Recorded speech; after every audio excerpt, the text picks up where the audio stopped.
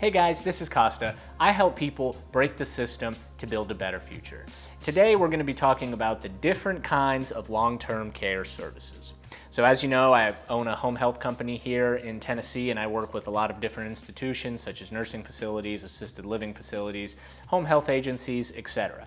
So you're probably watching this video thinking, okay, I need long-term care, or I have a loved one or family member that may need long-term care. What do I do? One more time. All right, one more time. One more time. One more time. One more time. Let's just say a loved one had a stroke, or let's say that your spouse may have suffered a heart attack recently, or your mom or your dad may be developing Alzheimer's and dementia and are having difficulty living by themselves. So these are all very, very common in the United States. And all of them usually entail some type of long-term care. If you've watched any of the previous videos, you know that after you turn 75 years old, there's an 80% chance that you will have to utilize long-term care at some point in your lifetime. I don't know what that means. So the first thing that you want to do is determine what resources are available to you. Okay, so step one is identifying the level of care that you're going to need. Do you need 24-hour care? Do you need a few hours a week? Do you need 12 hours? You know, you really want to determine, okay, do I need skilled nursing to be able to attend to my disability, or can I just have a home health aide that comes in and cooks and cleans and helps me take a bath, etc.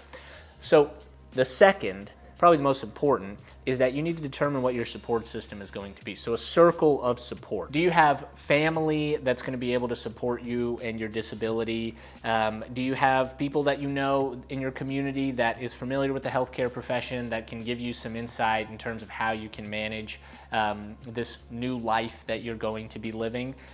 Do you have technology available to you? Do you have durable medical equipment available to you? These are all things that you need to identify as your support system so that you can use them as a resource.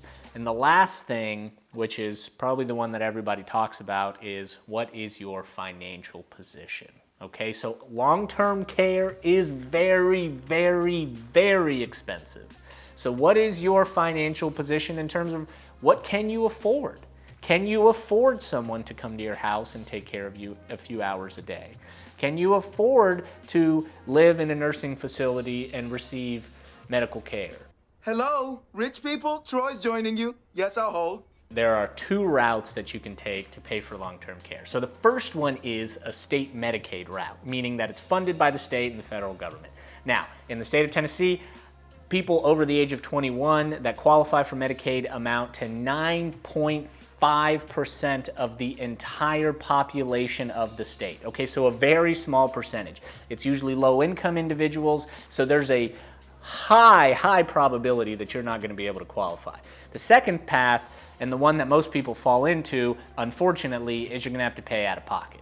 So resources that you may have, financial resources that your family members may have, that's the way you're going to have to pay for long-term care. The first option we're going to talk about is nursing homes, nursing facilities. It's usually the most common thing that most people look when they talk about long-term care. Nursing homes are going to serve people that have complex disabilities. So they're going to be in constant need or routine need of medical care. So they're going to need access to RNs, they may need access to a doctor, they can't live on their own because of their disability, and nursing homes are going to fit that need. The thing about nursing homes is the other services, so the non-medical services like the bathing and the dressing and the community interactions and all of those other things, well, those are severely lacking because you have one, maybe two people, two CNAs, certified nursing attendants, that are going to attend to 18 to 20 people, right? The other thing, and probably the worst part about all of this, is it costs on average $8,000 a month for you to stay in a nursing facility, in an institution. It's going to cost you on average $8,000 a month. That's almost $100,000 a year. So if you don't have state Medicaid, you're going to have to pay for that out of pocket. And guys, I don't believe that that's value. There is, for me, no value there. Hey, look at this place. Silver Acres Rest Home. Hell, it looks more like a country club than a nursing home. Nice grass, nice people.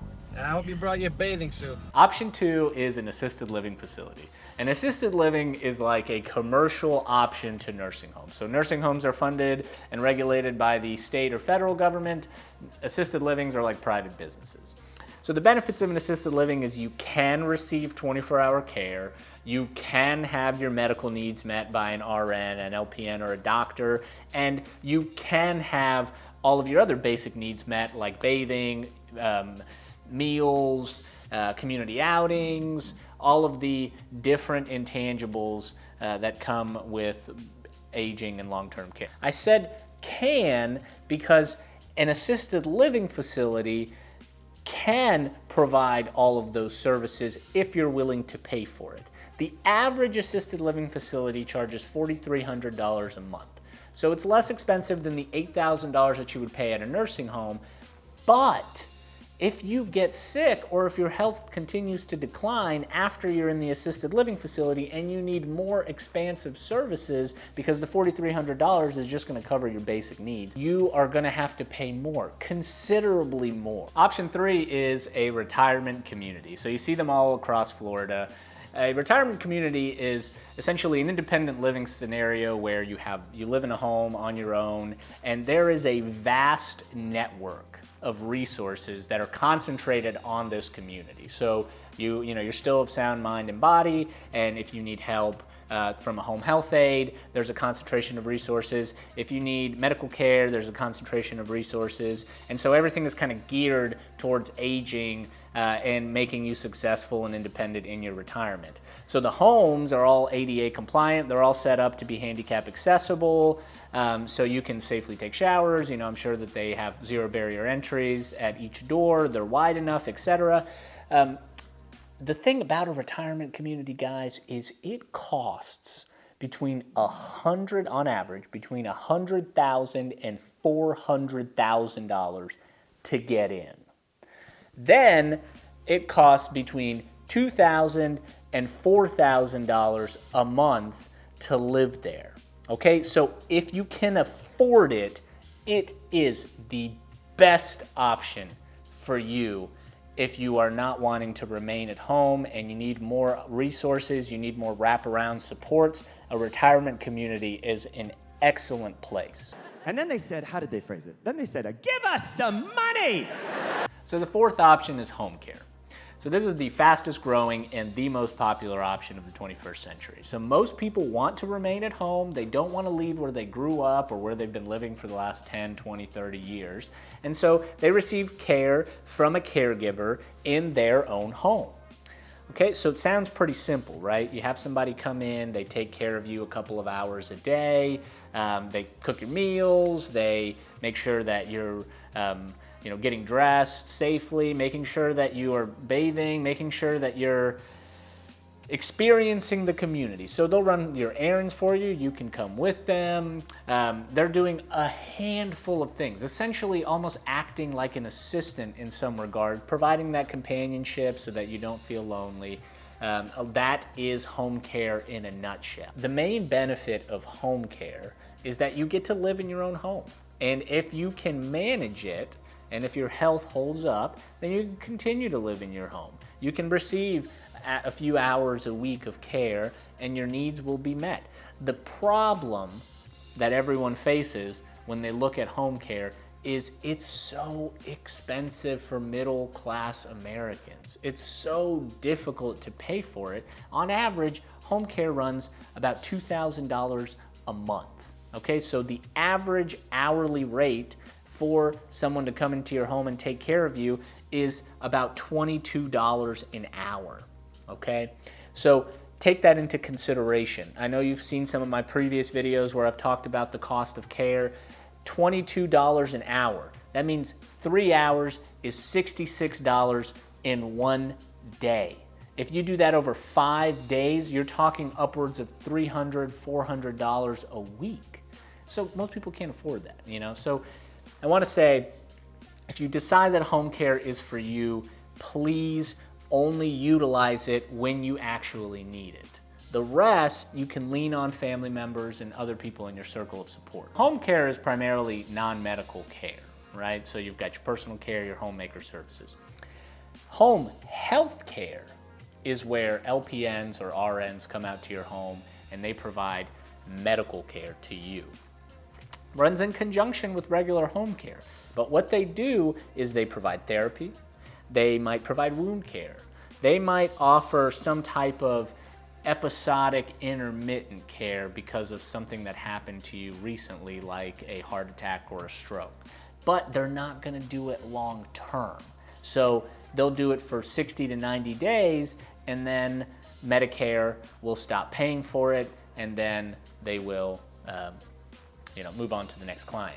Keep in mind I said Medicare because Medicare will pay for home health services. They will not pay for long-term care, but they will pay for home health services. So in conjunction with home care, you have home health. Home care is your non-medical, home health is your medical. You're in my world now, Grandma. Oh, dear. The last option, and the one that I wish more people would take advantage of and actually do, is you could live with family. And I know that you, someone that may have a disability or a family member that's watching this immediately just gets shocked and says, I can't, I've got a full-time job, I've got to raise my kids, I don't want to be a burden on the family. There are countries throughout the entire world that this is exactly what our elderly and our disabled do, is they live with family. Let me explain to you why, okay? These people who are now coming into their ages of 70s and 80s have put in everything to provide you with a successful life. The one thing that we can do as a society is pay it back somehow, because if we don't take care of the elderly generation, we will lose the fabric of what makes us a society. I'm sure you're probably asking yourself, how in the world am I going to pay for any of this? I have this conversation with people all of the time. It's extremely expensive to access the long-term care marketplace. The majority of people can't pay for it, and the majority of people aren't poor enough to qualify for state Medicaid. So let me explain to you why this is happening. First off, when we had an opportunity to fix this in the 80s and 90s, we didn't. When we had an opportunity to change what we ate, how we worked, what we considered our quality of life to be, we didn't pay enough attention to it.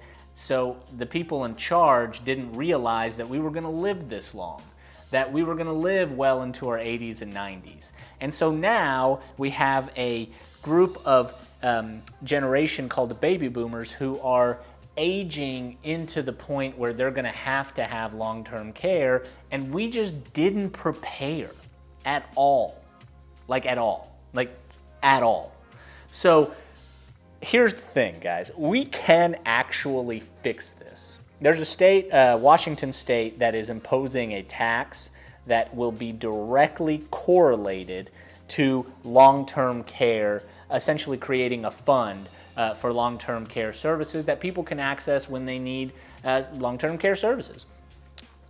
We can do that we can do that in the federal level, we can do that at the state level, because if we are thinking that people are going to fund this on our own out of pocket, or that everyone is just going to give up all of their assets, put it in someone else's name, like a loved one, and say, I have nothing, I need to apply for state Medicaid, that's not going to happen either, okay? So the best thing to do is to have some preparation in the form of taxes to be able to develop a fund so that people can pay for long-term care. The other thing is if you're young enough and you don't have a current disability, you need to apply for long-term care insurance. That will help you pay for some of these services as you get older. Okay, so guys, I want to leave you with this. We just survived a pandemic, and I've talked about it on previous videos. Most of the deaths happened in nursing facilities. Most of the deaths happened with people over the age of 65. We can do so much better than we're doing right now. We just need to have more robust services and more financial opportunity so that people aren't left with literally zero ways of navigating this marketplace. Thank you guys very much for watching. Long-term care is near and dear to my heart. I really appreciate you taking the time. I hope you have a great day.